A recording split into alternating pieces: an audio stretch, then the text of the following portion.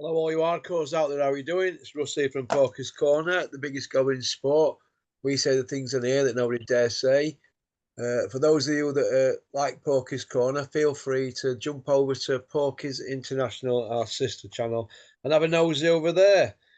Today's debutant is Daniel from where? Solihull, mate. Solihull. Oh, you're not far from me, then, are you? Yeah, you've recently moved into the area, haven't you, Russ? Do you mind me calling you Russ, by the way? No, you're all right, mate. You're all right. No. Damn, cool. Yeah, no, you're down in our neck of the woods now. We don't speak properly over here, do we? Well, it's different, isn't it? It's they're not shy with prices of everything down here, are they? No, it's very much second city. Yeah, just I think it's extortionate everywhere though, up and down the country. To be honest. Well, it's diesel down here, 148.9. I were up in Rotherham yesterday, 134.9 at Bramley in Yeah, Rotherham. So we're being getting about fleeced. 14 pence a litre. Being fleeced. I know, yeah. It's just some little things like that bother me, or landscapers what they charge to move a tree and that, and I think, wow, they move forests up where I'm from for that. Yeah, Do you know what I it's mean? mad. It's grossly inflated around Birmingham, definitely. Yeah, I mean, another thing I've noticed down here, you caked in potholes everywhere on roads, right? Oh, the roads are awful, Speed mate. cameras are all turned off. They are for the Don't most work. part. Because I thought, oh God, I'm gonna get a speed ticket here of about 60 and a 40 going through Walsall, and it didn't come, and I mentioned it, and they said, oh no, they don't even work. Trees going over roads, going from one road to other road on paths, the covered paths, and there's not. Birmingham City Council have gone bust, haven't they?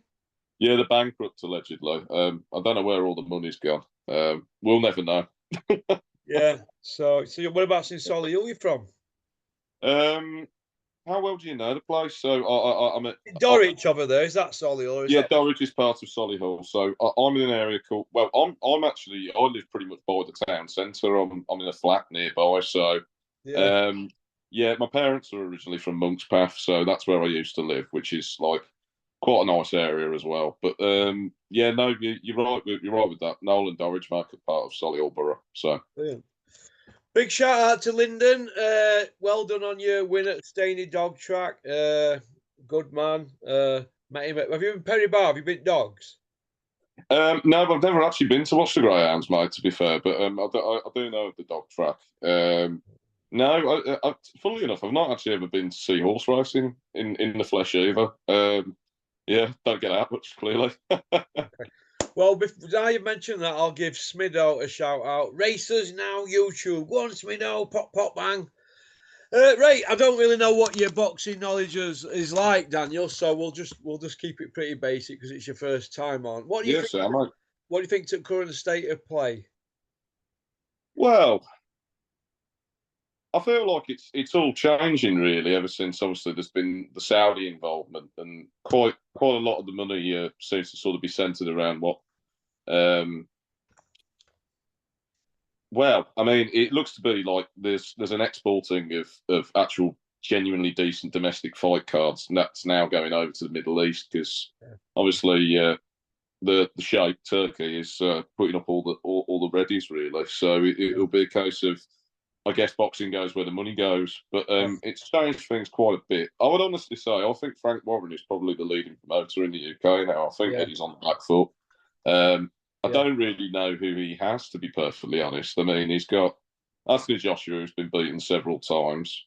Conor Ben, we don't actually know when he's coming back, and I'm not actually that bothered if he does. And yeah, no. Where's the B sample, Conor Ben? Yeah, Where's the B yeah. sample? I used to be. I'll be open and honest, mate. I used to be a bit of a fan of his prior to all of that going on. But I think it has been something of a smoke and mirrors job. He looks good on pads. He doesn't really have any sort of amateur pedigree, from what I understand. He had a few smokers bouts in when he was living in Australia. But yeah, I don't think he hasn't really fought anybody, and there's no denying prior to all the drug stuff, whether or not he ingested banned substances knowingly. It's a case of Yeah, I mean, it's all sort of got quite stagnant on that side of things, and I don't think he quite has the sort of the appeal now. He's almost being marketed as like a villain because you can kind of see how he is on social media and stuff. And I think the entire situation has been terribly handled where that's concerned. There's not been enough sort of valid journalism in terms of like actual questions being put to promoter, fighter, the training camp. But we're never going to be privy to these things, are we? It's strange, but I think Frank is actually probably he's got himself in position again. Really, he's signed Moses Santana, who looks to be the next big thing with regards to the heavyweights. I suspect what will probably end up happening from the outcome of Fraser Clark and Fabio Wardley, Frank Warren will probably look to put him in with the winner, I would expect, or maybe the loser. I'm not sure, but it seems like Frank's signing all the talent up, and he doesn't normally have it sort of spoon fed to him from the CMGB setup. He goes and gets like the senior elite amateurs or the national champions, and he does his own work, I think, doesn't he? And he gives people who were in the small hall scene a chance. So he looks for talent rather than sort of having it siphoned off. I'd imagine there's a quote unquote an official arrangement between Matchroom and the AIS, whether or not that they get first dibs on a lot of the fighters. Maybe I'm talking out my arse there. I'm not sure. Let me just stop you there. Right. Yep. McCracken and Eddie Hills, they're not chums. Okay. They were chums. They're not chums now. Joshua's not Team McCracken no more, is he? So yeah. Have you noticed there's nobody from the EIS jumping to Matchroom now? They're all going to Bricktop, aren't they? The landscape changed. So just to let you know that. I forgot to mention that in the last couple of weeks, but so it is what it is, isn't it? But McCracken's probably got enough on his plate as it is. He's got Lauren Price, Annie, and I know his brothers do bits and bobs, don't they, with kids from up there, and he's got the EIS up there. So he's a wealthy man. He's a millionaire. Carl Froch made him a millionaire before Anthony Joshua at the big time anyway. So I don't think Rob's too bothered. But it is what it is, isn't it? But Bricktop looks to me like he's back on his perch, a bit like Liverpool at the moment. Yeah, I'd say so as well, mate. I think he's kind of he comes back from everything, doesn't he? Really, I mean, Michael Myers, isn't he? He's the Michael Myers, the boxer. Yeah. You got to say he does his own work on who's coming through, and you can say now, I still think we're starved really of domestic cards in this country. To be perfectly honest, a lot of the big fights being outsourced in terms of what we're getting next weekend, which in my opinion could be fight of the year. With Bivol and Beterbiev, I think that'll be a really, really good fight. Yeah. I've got to be honest, I've got splinters on my arse with that one, mate. I can't call who's going to win. I can see it going literally for either man. Either Beterbiev would stop him, potentially, or Bivol has to sort of be on his game for 12 rounds. But I think Beterbiev carries that. He's a great boxer in his own right. I mean, he had a massive amateur career himself, so he'll know how to find him and how to sort of get him down because they're both of that Soviet style. So I think they're two proper boxing men, and I think it will be a very, very good main event. I can't see how it fails to not be good, really, with those two taking each other on. Yeah. The other thing I'd say is, with regards to the card next week, it's again, it's just like all the big fights are over there. It's a shame that I can understand why Fabio Wardley and Fraser Clark are fighting out there because presumably the purse size is considerably bigger, and that I guess the perspective would have been taken from the promoters. Well, let's see if we can get as much money as we can for them because they delivered a great fight, a couple of months back. So it's one of them, and then the rest of the card. I think originally I don't know who Chris Eubank's fighting. I've not heard of that guy at all. But he seems to be somebody who just doesn't want to quite get into big fights. If talking Conor McGregor today, isn't he? Really? Yeah, he's talking Conor McGregor, Eubank today online. As in like one of them kind of. Saying he'd fight Conor McGregor if money were right. Circus show for. I can't see McGregor actually obliging him for that. I mean, even from the size difference. Let alone, I don't think McGregor would see him as a big enough name anyway. If he No. was to do something like that, I think he'd be going for like Canelo maybe or Terence Crawford. But it's fantasy land stuff, and I think Mayweather and McGregor kind of opened the door to all of that circus show type kind of crossover events. And I won't lie to you, I was fairly drawn into it at the time, but it was more like sort of morbid curiosity. You just kind of want to see what happens, I suppose. But yeah, mate, it's a shame because I mean the card last week I didn't think was particularly good. The Matchroom show, which had Rhiannon Dixon, Terry Harper headlining. If you saw what was underneath you, I think Johnny Fisher was supposed to be fighting on that, and allegedly he'd injured his hand. But yeah, that's what we're getting fed at the moment. It's not the best. I mean, I did enjoy that main event actually. Terry Harper's style is not always for everybody, but I thought that it was kind of like make or break for her against Rhiannon Dixon. She had to win that. I don't know where she would have gone if she'd lost, to be honest. Well, she's 27. Do you think that the ginger armpit one, her manager, do you think he's going to let her jack in at 27? He's going to pimp her out till she's 43. Yeah. I mean, he would have carried on making her fight, no doubt. But I think it was more a case of, he's got her tied up for life, hasn't he? Basically. But I would Not say, bright enough, is she, to get away from him? Although she would do if she could. She's not bright yeah, enough, dim, isn't she? yeah, because Ray Doyle's left that training team now, hasn't he? Ray, Ray Doyle, I think he's left. Ray Doyle had her from day one, and then he jumped in, didn't he, when she won IBO and made out it were about him, didn't he? But he didn't know what he was doing. She's gone back to an amateur coach, hasn't she? But him and Ray Doyle fell out, so Ray Doyle had her from day one. Remember the neck, put some respect on that man. Ray Doyle, not the ginger armpit one. Yeah, I think he's underrated as a coach, to be honest. Hey, Ray's a fantastic trainer. I don't like his hair transplant. I mean, I seen him in Houghton Roberts a few years ago with a Telly Savalas job, bald head. And then I seen him about a year later. He looked like Terry McDermott. So what's going on here? Who's that? Oh, I mean, but good luck to him. But no, he had it from day dot, Ray. So their style, because they've only got 2-minute rounds, it suits her because she can run like the wind. So as long as it's fit, she'll be all right. She just stays. She's like on end at the stays out of range, and then she's like another foot, like Joseph Parker kind of thing. So they just stay out of range, don't they, and backpedaling. Well, that's how it's not backfoot boxing, isn't it? Yeah. Yeah, it's all within the rules, but it's not exciting. But they've managed to nick a few quid out of the job, so good luck. Yeah. I don't buy into all this free weight world champion stuff and that, because if she were a male, she'd be like feasted upon, wouldn't she? For doing what she's done. But when you've only got like 11 or 12 in that weight division, welterweight in the UK, there's nobody to talk to. There's nobody to match you with, is there?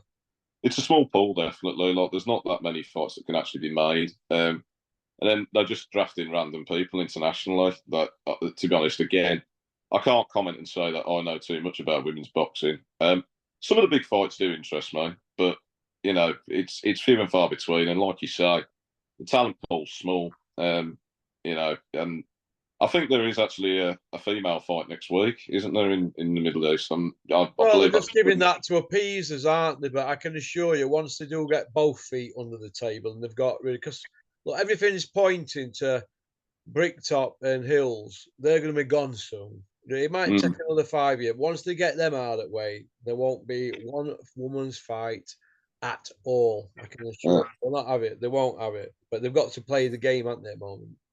Yeah, I think Turkey Al Sheikh is probably. I mean, if I was him, I would kind of think, do I really need anybody else? So I can kind of do this all myself. He only needs it to deal with a manager. He doesn't need them because they're like agents now. They're not putting their hand in the pocket for show, so that it's just basically they're just like consultants. Like Ambrose Mendy types, Asif Bali types. Them sort of guys that. They don't need a board license now, do they? Really, just acting as get them signed on a commercial deal. Give us our 20%, and you'll put the shows on. That we'll front it out on YouTube.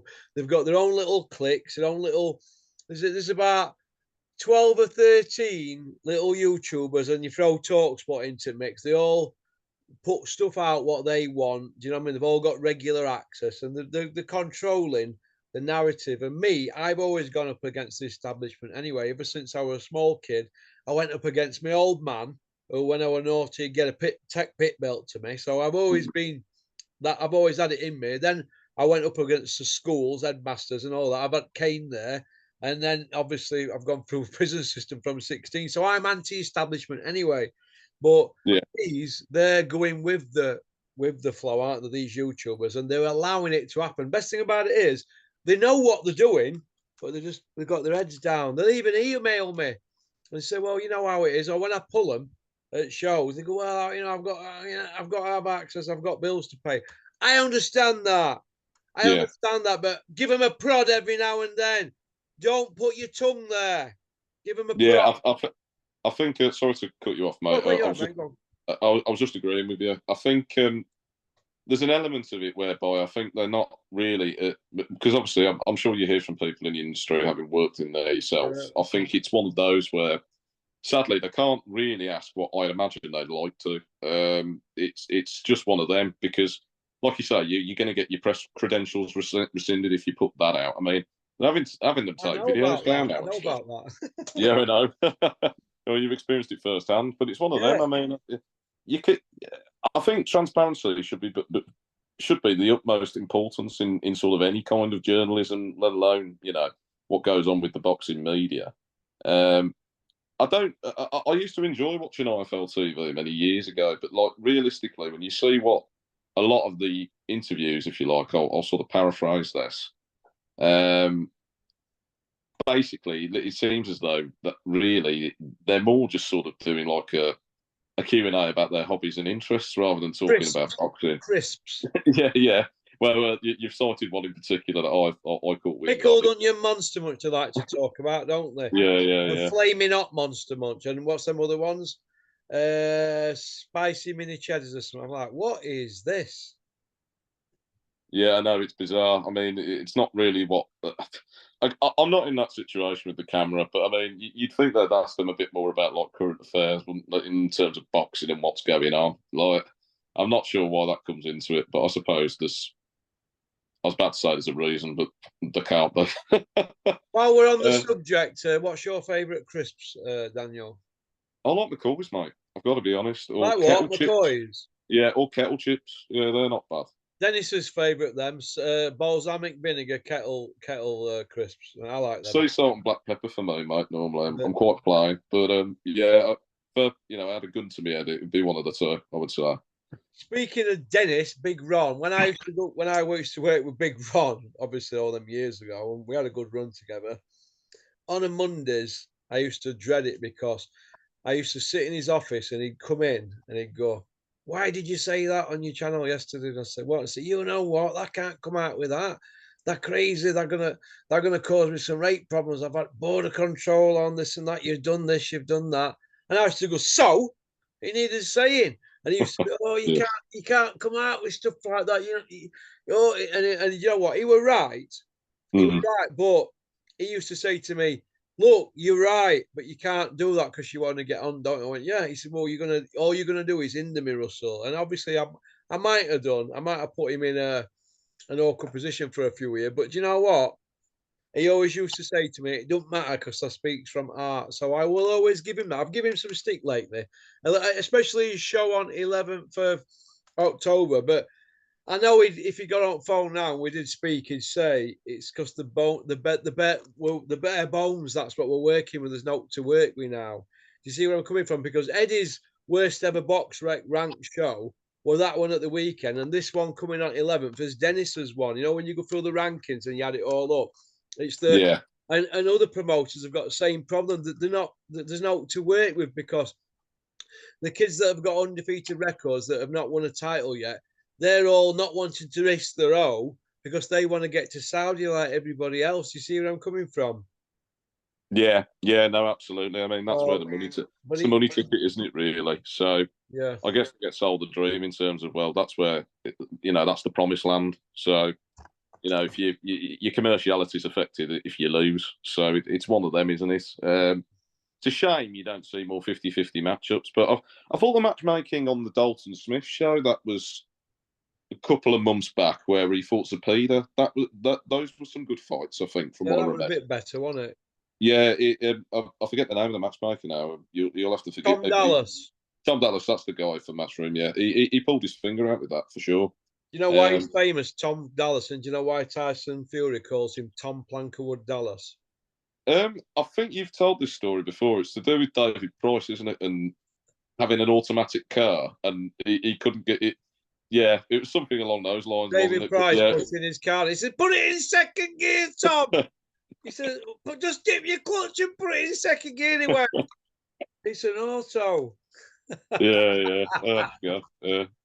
Clanger. But He's matching all had fights that. for Eddie Hills now, eh? Oh, God help us.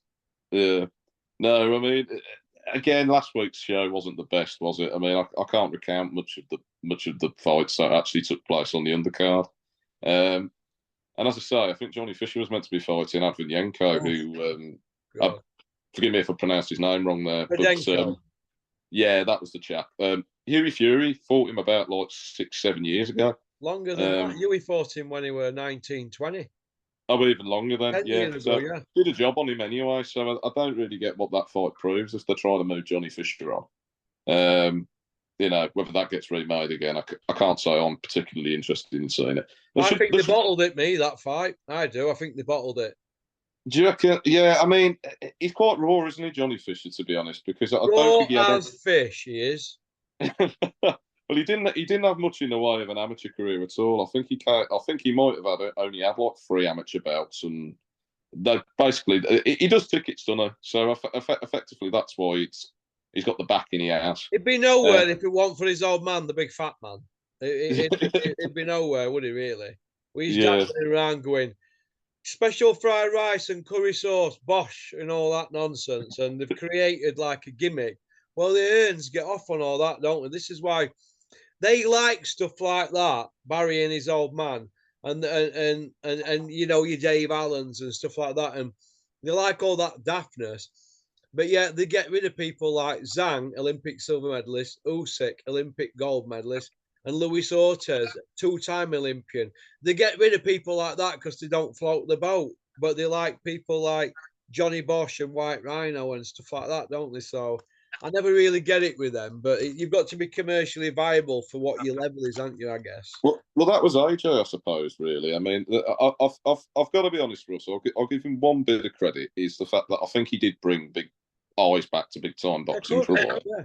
Yeah. I think but I think he was somebody who struck me as a genetically gifted person. I think he could have been good at any sport. Yeah. He ended up boxing. McCracken, obviously being the coach he was, knew what to do with him and got it worked to his strengths, I would suggest, in terms of, you know, the punches he threw quite well. But you know, he had like the good backstory in terms of like he'd come from, you know, he'd done various things in his youth, like crime and all that kind of carry on. And you know, I don't think he deserved the gold medal, to be honest, in the Olympics. I watched that fight and I didn't think he did enough. But he only won 1 out of the 4 fights. Yeah, it's kind of like it was made for him, to be honest. A platform really towards like very he was a package, wasn't he? Really, he was a package, and it's been sold to us as such. And I think on his come up, he was somebody who, when it wasn't put against him, i.e., he wasn't pushed, he would just run through everybody. But when he first came against adversity, I mean, when he got knocked down by Vladimir Klitschko, I think that dented his confidence from that moment, from that point onwards. Stop throwing money after that. Yeah, and then he had a couple of nothing fights, really, like of defences. He fought Carlos Takam. Josie Parker wasn't really allowed to get any work off, if I remember that fight right. Well, that was the first fight he went the distance with, wasn't it, Joseph Parker? Yeah.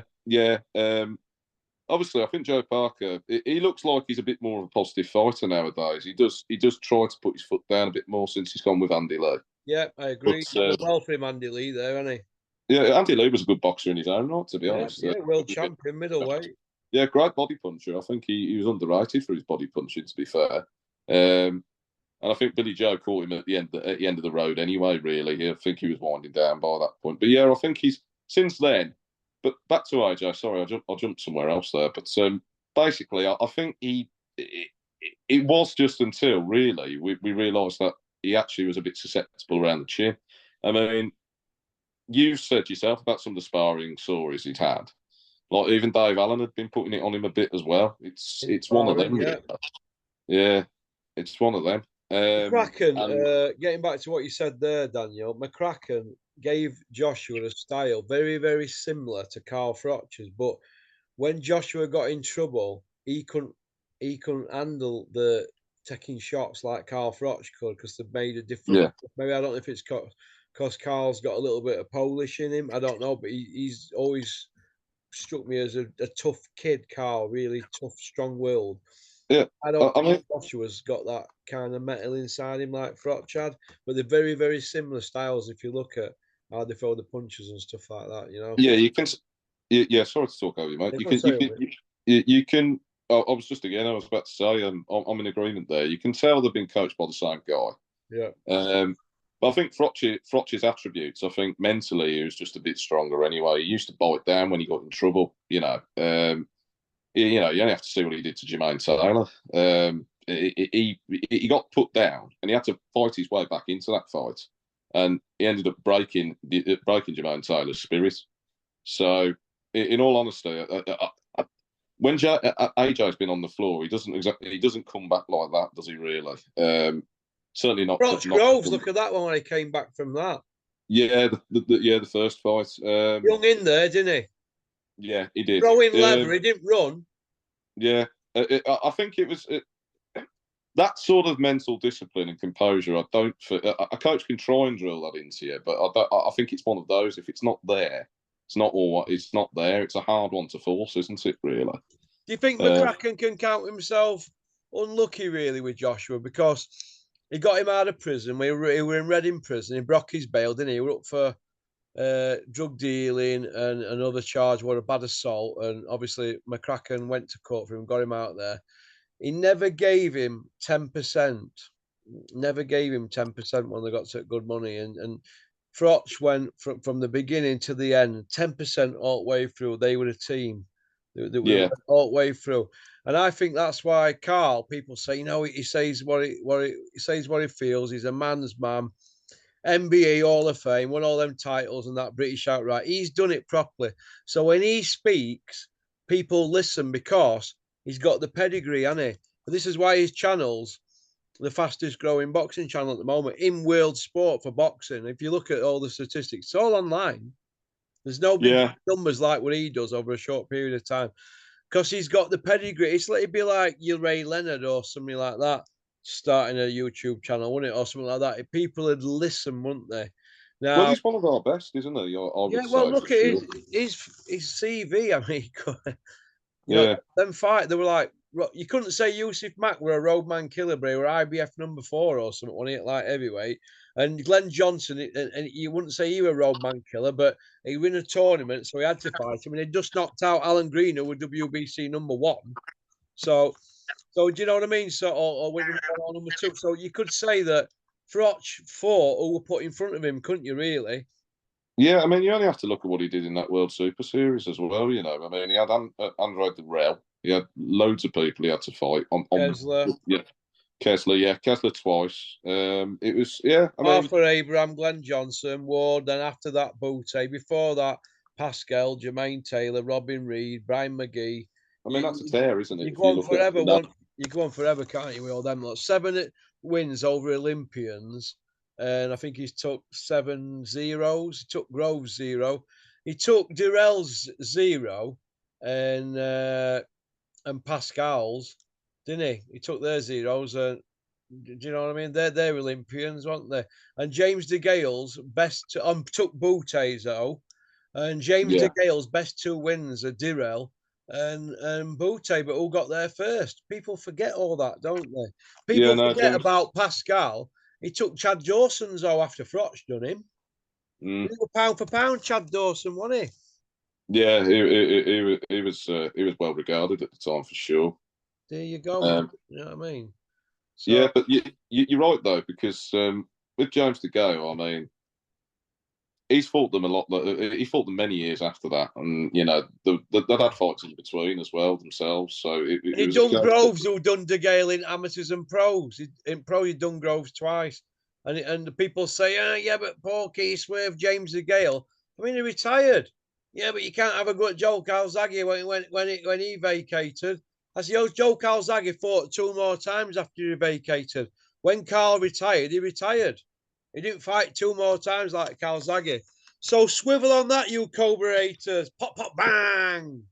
I like them both, to be fair. But yeah, it's a shame the Froch and Kawasaki fight was never made. But as you say, he vacated, and I think there was some money paid off and other stuff that there was reasons for it. I think Froch fancied it more than Kawasaki, to be honest. Of course he did. I Yeah. know what went on, mate. But Yeah. it'll all come out in wash, just like it'll all come out in wash. Yeah. Why you never got that Chavez fight?